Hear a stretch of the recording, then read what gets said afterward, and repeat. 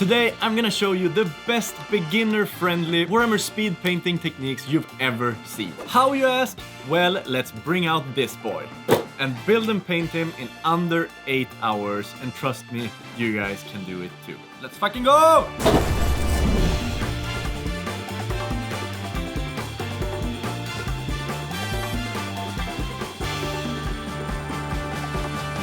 Painting armies takes ages. For some of us, it might even take years. But with the speed painting techniques I'm gonna show you today, anyone should be able to paint a Warhammer Knight army in less than a week. This sounds dangerously close to a night in 24 hours. What are you playing at, Harry Potter? And for those who are wondering, no! We're not gonna need an airbrush to follow along in this video. Today we're gonna make this bad boy look truly awesome using techniques anyone should already have available at home. And to really see just how long time it takes, let's bring out our timer. We're hoping that we can manage to do it in just 8 hours. Let's get started!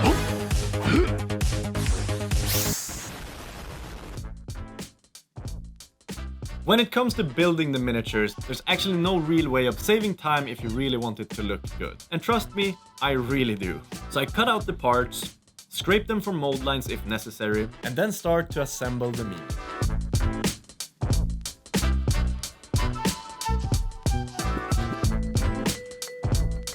But as soon as I had finished the legs of the knight, I realized I have nowhere to put them. So we need to build a freaking base. So the first step is I'm gonna make some really cool looking lava bases to pose this majestic knight on top of. Using cork coasters and pine bark, I'm creating 2 nice platforms, leaving the center of the lava base open so that we can make a beautiful looking lava flow between the legs.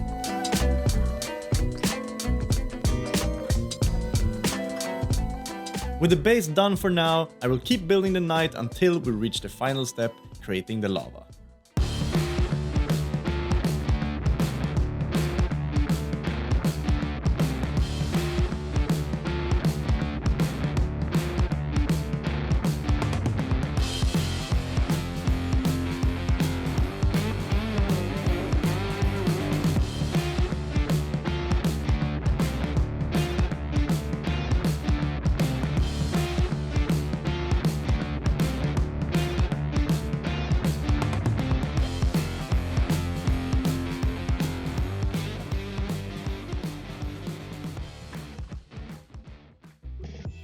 Okay, I'm finished building everything that needs to be built before we start painting, but we need to tackle the lava effect. And I thought, hey, let's use this light curing putty and create this like swooping lava effect between the rocks.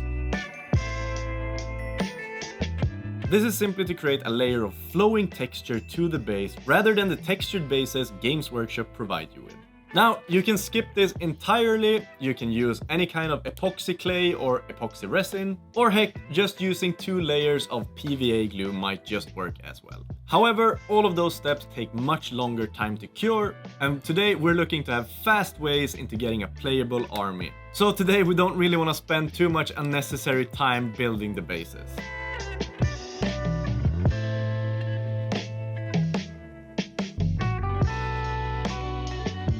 Okay, we are now officially 2.5 hours in. We've got the base ready, the miniature built. Let's prepare for the next step. The priming.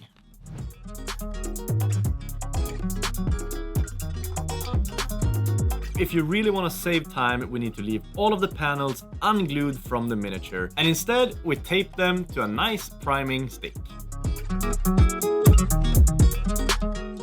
By the way, people, I've been hearing of late that a bunch of you were 100% certain that you were subscribed to this channel. But when you go to check out, it seems like you're not. If you really want to help us out, make sure that you're subscribed and watch these videos. And heck, press the like, subscribe. It's not that hard. Thank you. Now let's move on with the video. Now we've come to the point when we save about 90% of all the time on this freaking piece, because in order to get a cool looking interior structure of the knight, we're just gonna utilize a zenithal highlight by using a gunmetal spray primer, just shooting this from above, and boom, it's gonna look so good so fast. So without that,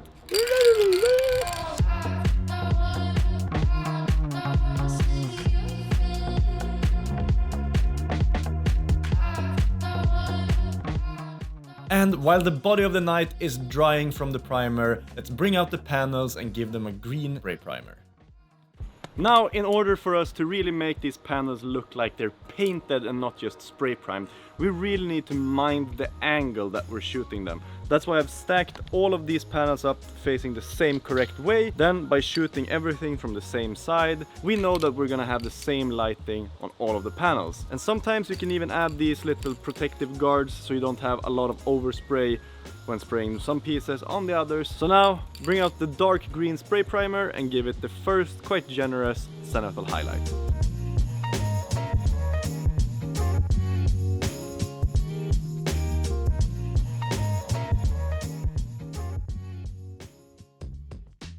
And instead of just sitting lazily on our ass while the panels are drying, let's bring out the knight body again and focus on the base. And don't mind if this leaks onto the rock, it's just gonna help create that OSL lava looking feel to it. Okay, moving on, we're bringing out the slightly brighter green spray can. I put on the tighter nozzle, so we have a little bit more control. And now we're gonna go in and try to be as gentle as possible, pushing the highlight ever so slightly. We don't wanna cover the entire piece because then we ruin the entire effect.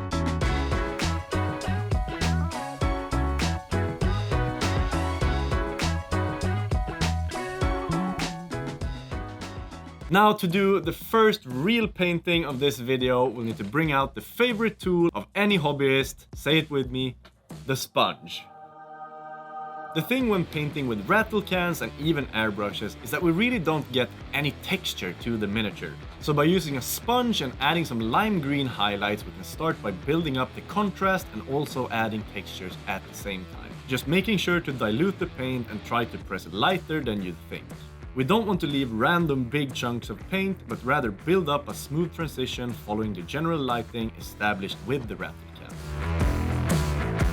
Now, to add a bit of that extra punch to the highlights, we bring out the ivory and make a 40-60 mix of ivory and lime green and add to the top center of all of the highlights. Making sure to push this all the way up closest to the rim if possible. And don't worry if you get any of this paint on the actual trims of the Mini, we'll cover that up later.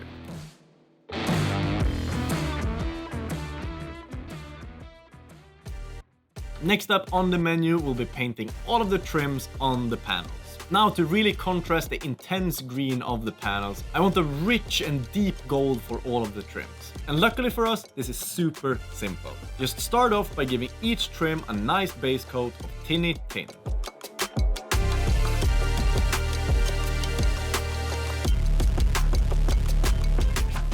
Now, to highlight the gold and actually make it look like gold instead of bronze, let's bring out the glorious gold. Now I just simply add a highlight of straight up glorious gold.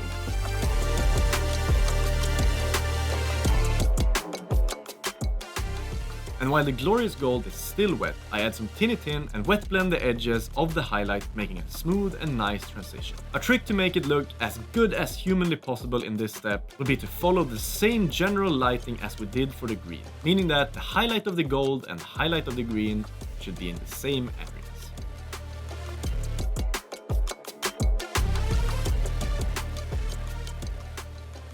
People, the armor plates are all set and done, but the time is ticking away fast, so we need to channel our inner Byron from Artis Opus, bring out the dry brush, bring out the silver paint, and go to town, making sure to hit every single area angled toward the sky. And now, to make this bad boy look like he's actually been in the battle, you know, because it's a freaking Imperial Knight, we can once again bring out the sponge, gently dip it in some silver, and press it on some of the edges and some of the surfaces of the silver inner parts of the armor. It's gonna look like the sexiest battle damage you've ever seen. So let's just put it on the Mini.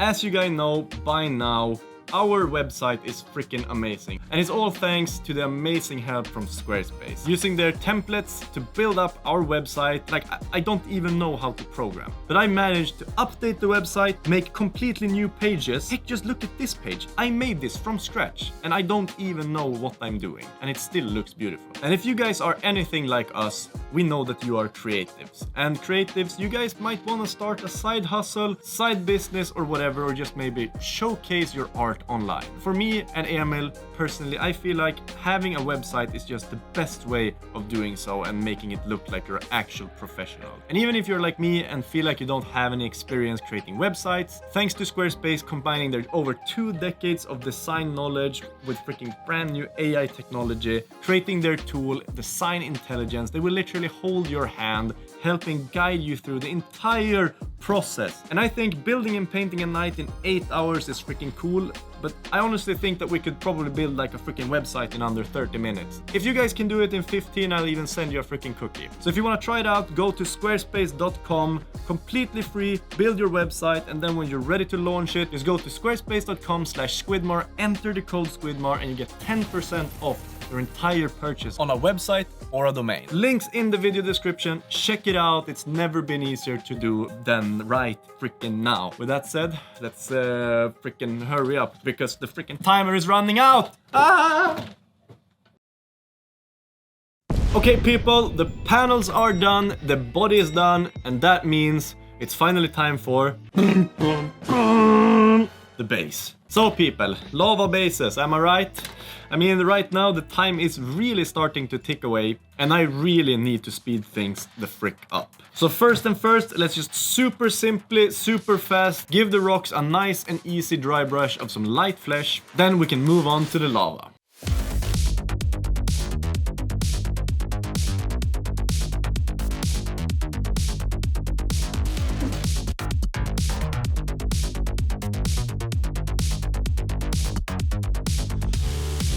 For the lava, we're gonna try to keep things as simple as possible, beginning by sponging some diluted white in the center of the lava.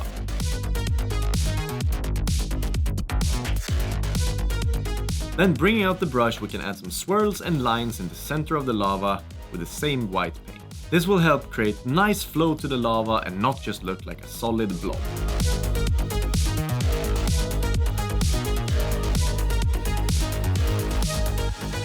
Once the white paint is fully dry, and I really mean fully dry, we can start covering the lava with fluorescent orange.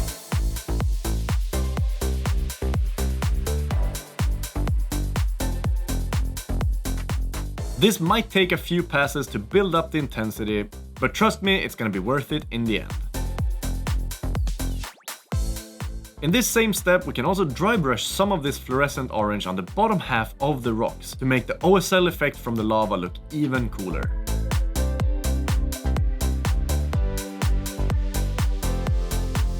The last and final step to the base will be to paint the black hardened rock thing that flows on top of the lava. Here I'm using a flat and wide brush, simply adding patterns going along the flow of the lava. If you want to, you can also use a sponge to add some smaller and various textures floating around. Now, before this super stressed Lucas is finished, he still has to paint all of the glowing panels on the knight. Okay people, last minute and a half, and I just realized I have to paint the glowing eyes on the helmet and the glowing thing on the back of the back. And I also need to assemble everything. It's so stressful. No, it's actually not that stressful, but it's stressful. To make it as fast as possible, we cover the entire surface with scarlet blood. Then we add a white highlight to the center. Paint some fluorescent orange over the top.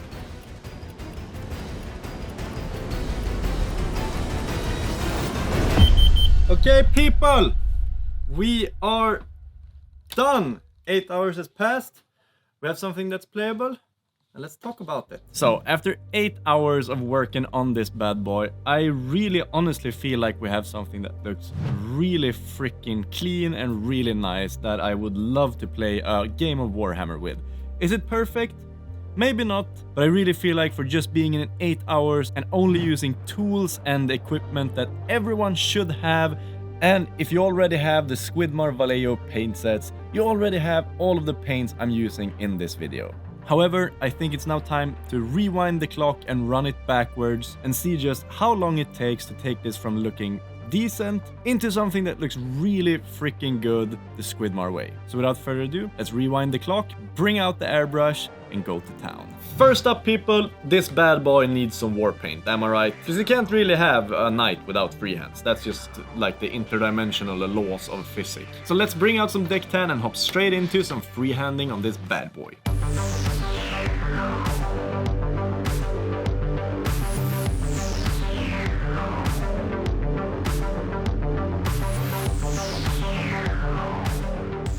My personal favorite things to add to these big mech things are stripes and checker patterns. So of course we're gonna have to incorporate some of these here. When it comes to painting these freehands, I wish I had a super constructive way and like nice easy way for you guys to follow along the process of how I'm doing it. But just like with Steve's mom, I really like to just do it the hard way.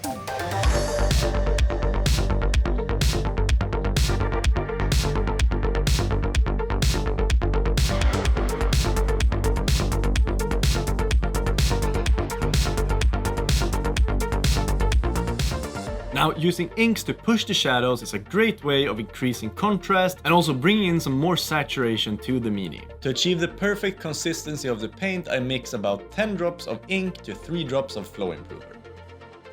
Now, the trick to making this look really sick is to go a bit further away with the airbrush, making sure that the violet ink hits a bigger surface, and once the violet ink is dry, we can shoot some black in the deepest of the deep shadows, making sure to leave some of that violet still visible.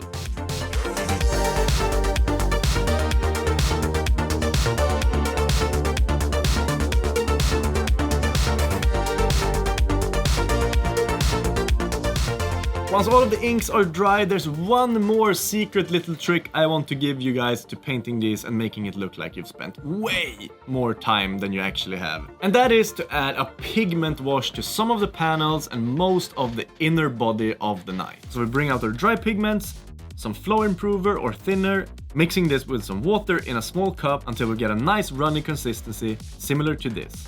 Then just taking a bad brush, simply adding this to all of the desired parts, making sure it's not pooling too much in the crevices. This will act as dust, grime, heck, even dirt from previous battles. And also a nice way of making everything stand out a bit more. And in this step you can go however nuts you'd like. You can cover the entire mini with several coats of this and lose all of the beautiful painting you've already added, or you can be a bit more sparse depending on the look you want.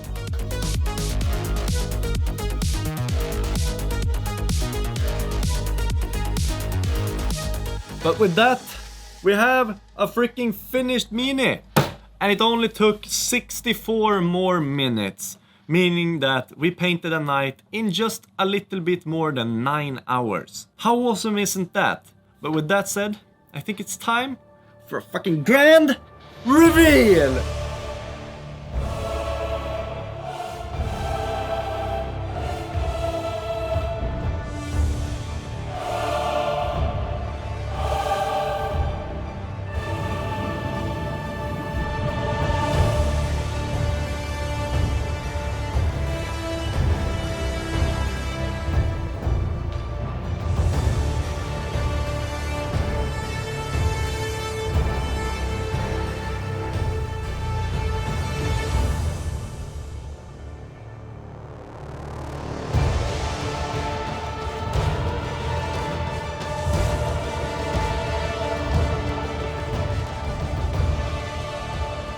And as you can see, spending this last hour really takes the mini from looking decent to really professional, and I really think it's worth it.